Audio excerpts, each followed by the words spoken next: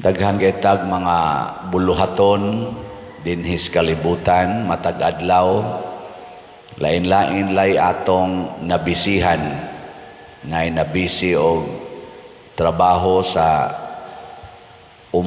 sa opisina or sa eskwelahan, na asay nabisi og siging duwa anang computer, anang cellphone, na asay nabisi og siging panglibak, siging sugal, na asay nabisi og paningil sa utang, naagitay buhaton.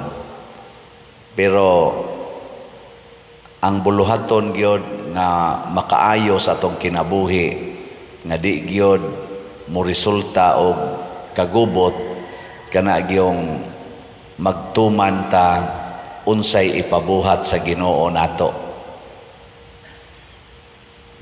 Sige, lingiyay mong tupad ing na magsige ba jud kag tuman sa Ginoo? Ing na. Kay pareha bitas mga Parisiyo na sila'y adlaw ng igpapahulay.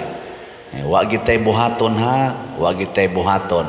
Balaod gina nila. Balaod na ni Moises, wa gitay buhaton. Pero ang mga tinun-an ni Hesus, iya manggi pabuhat. Siya sige, giguto man ka mo, pangaon, panguha mo anang mga trigo niya, gidili man na nga buhaton sa adlaw ng ipapahulay. Gipabuhat si Ginoo. Niya, nasuko sila. Ingon dayong Ginoo, ako maoy magbuot unsay buhaton sa adlawng igpapahulay. I am the Lord of the Sabbath. Pasabot dinhis kalibutan, bisag ting pahulay or unsang adlawa nga patrabahoon or dili patrabahoon, pakanon or dili pakanon, ang Ginoo ra gyud magbuot. Muna dili gid ta mamugos. Musugod na ganitag pamugos, anha na ta diha magka lisod-lisod.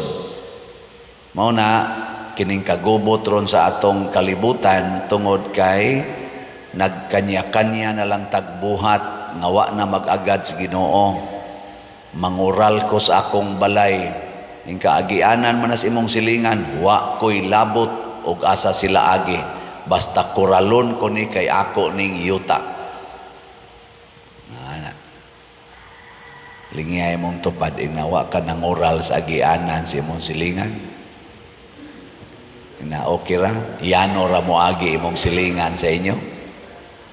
Oy, so pitos kayo nga to mga agianan karon. Di gyud ba maghuna-huna ba nga kung dunay emergency, makasud ba kang bumbero dinhi, makasud ba kang ambulance dinhi? Ana ba? Wa gid anang huna-huna daginuton ginang katapusang muhon sa iyang yuta, bahala magtakilid nila ng iyang silingan ng muagi, basta daginuton ko ni kay akong yuta. Mao ka na'y gustos Ginoo? Ha? Tubag? So karon ug naamoy mga kural nga nakaali sa agianan nga di nakasod ang bumbero, di nakasod ang ambulance, guba na. Guba ba? Bitaw. Mao nay gitawag og public safety. Mao nay gitawag og public concern. Guba. Kita dinhi pitos kay tong daan diha ana. Agi anang atubangan sa simbahan. Ato sa nang gihangi o diha kanang daan diha. Kay pitos kay ito. Salamat sa mga tag-iya ng dana kay ni dako-dako makasod na bisag dump truck, di na makuan, di na masabod. Di ba? Okay na. Pero iniglahos na to dito sa unahan, nari-aring daghang balay dire. Oy, maparok ta. Bisan pag maglakaw, magmotor ka, maparok ka sa kilid sa agdana, sa kural. Sige yung pangural. Okay ra man ginang pagpangural, nangural man punta din. Pero atong gihuna-huna daan ang silingan. ang muagi ato nang gihunahuna. Mao na lain pa gyud kanini ang atong pagpangwarta. Kana bang imong pagpangwarta, kana imong pagtrabaho, unsa may imong hunahuna ana nga kanang imong sweldo, kanang imong income para ra gid na nimo? Mao kanay gustos Ginoo nga ako gid ni, ako gyud. Saban. Unsa may gustos Ginoo? Uy.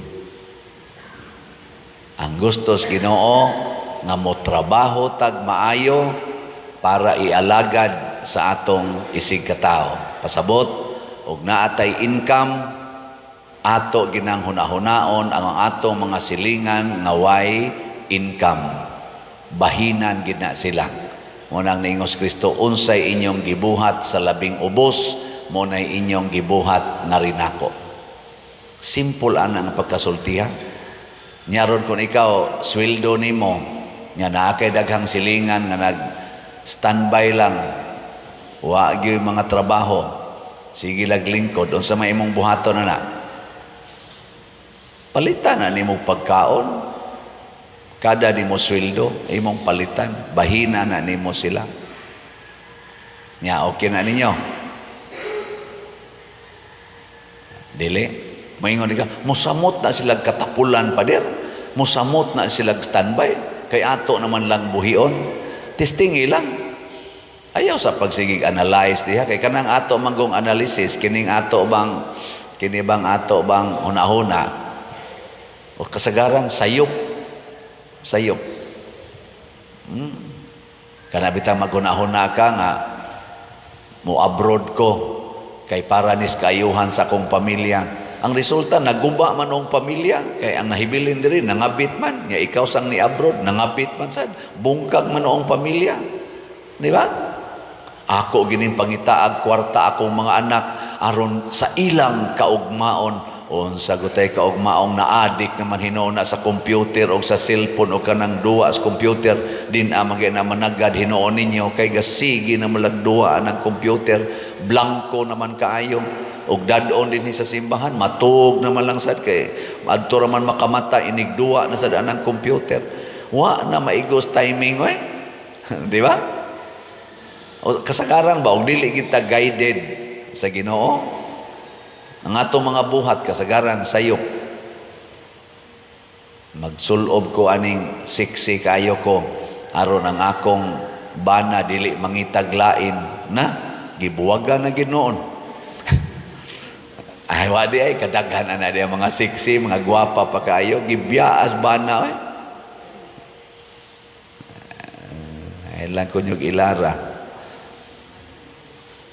Ako gining paninglon ang utang, kay ako gining kaugmaon ning utanga, ako gining kwarta, nagkinihaay na, unsa may resulta, hasta mga managsuon, hasta manag-agawa na magtingganay, niya, maayo pa ka ng inyong kaugmaon na. Hindi na magani mo magtinambungay anang naihaya sa inyong kabanay, kay pulos mo kontra, kay nagnapamoy kaso dito sa barangay. Ang sugo Diyos Ginoo, mo na ingong Ginoo, kung mangwarta ka, i-appeal yung budget ang imong mga silingan. No, na ayaw gyud paghunahuna nga kanang imong kwarta imo na. Hasta ning atong pag-atiman sa atong naong. Kana ba pag-atiman nimo sa imong naong? Gihunahuna ako no. Ingka, wa ba ako makadisturbo ani sa akong silingan? Dinhi sa atong parokya, naningkamot ta sa pagtabang nga muarang-arang ang atong kahimtang. Pero ni arang-arang ba o wa? Ha? Kani bang ato dining kahimtang ba isip parokya ni arang-arang o wa? Oh, pero wa ta maghunahuna lang kinirag yung ato. Kinirag yung ato. Daghan kay tag na apil. Atong gihunahuna nga dili lang ta dinhi magsigi og panindot sa atong simbahan. tabang sa ta sa panginahanglan sa Archdiocese, mao nang nakahimo ta ng kapilinya, phase 1 o phase 2, nakatampo ta didto. Ana, niya dinhisad sa mga silingan nga mga parokya, ato sang gipang tabangan, hasta sa atong mga kapilya, tabangan, hasta ang atong mga balay gani sa atong mga parishioners nga katong wa nagihapit atop, wa nagihapit bongbong, way salog gani atong gipanghimuag balay. Nubinta na to kabalay atong nahimo sa niagi, karon nangandoy na sa tang maghimo og 61 kabalay, 10 minos zaman. Naamo anang hunahuna ha? Kada bang mahimuan na tog balay ang mga way balay ba o kubaon kay balay, naamo ana?